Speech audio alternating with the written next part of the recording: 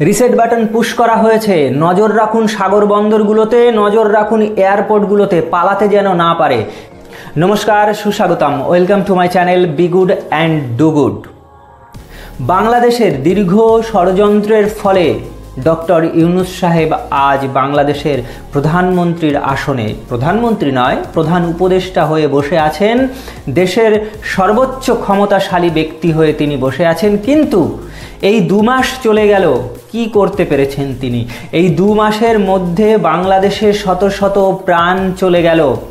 আন্দোলনে যে প্রাণগুলো গেল তার জন্য ইউনূস সাহেব দায়ী। তিনি নিজের মুখে স্বীকার করেছেন এই পরিকল্পনা করে দীর্ঘদিন ধরে ষড়যন্ত্র করে কিন্তু এটা করা হয়েছে। তাহলে সেই আন্দোলনে যে প্রাণগুলো গেল তার জন্য দায়ী ডক্টর ইউনূস সাহেব।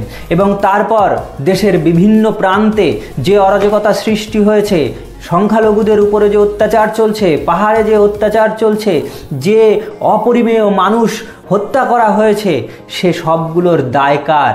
সে সবগুলোর দায় ডক্টর ইউনূস সাহেবের। আপনি পণ্ডিত ব্যক্তি হতে পারেন, কিন্তু আপনার ক্ষেত্র রাজনীতি নয়। আপনি শুধুমাত্র নিজের স্বার্থে, আপনি শুধুমাত্র আমেরিকার স্বার্থে বাংলাদেশের স্বার্থকে জলাঞ্জলি দিয়েছেন। আপনি শুধুমাত্র নিজের 666 কোটি টাকা বাঁচানোর জন্য আপনি বাংলাদেশের জনগণকে এই বিপদের মুখে নিয়ে গেছেন।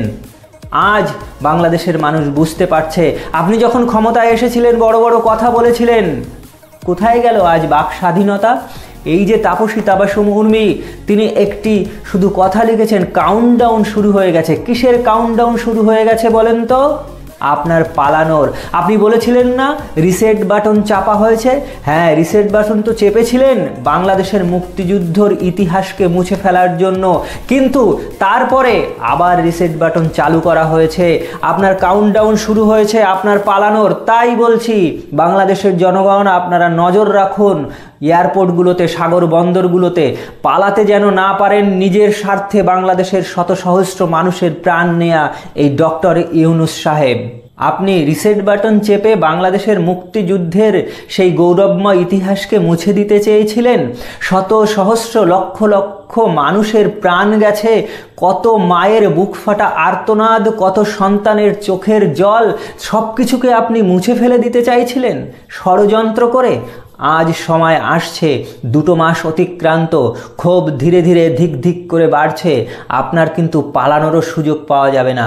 আপনি যদি এখনই পালাতে চান তো পালিয়ে যেতে পারবেন কিনা তাও সন্দেহ আছে। তাই বাংলাদেশের জনগণ কিন্তু প্রতি ক্ষণে ক্ষণে আপনার দিকে নজর রাখছে।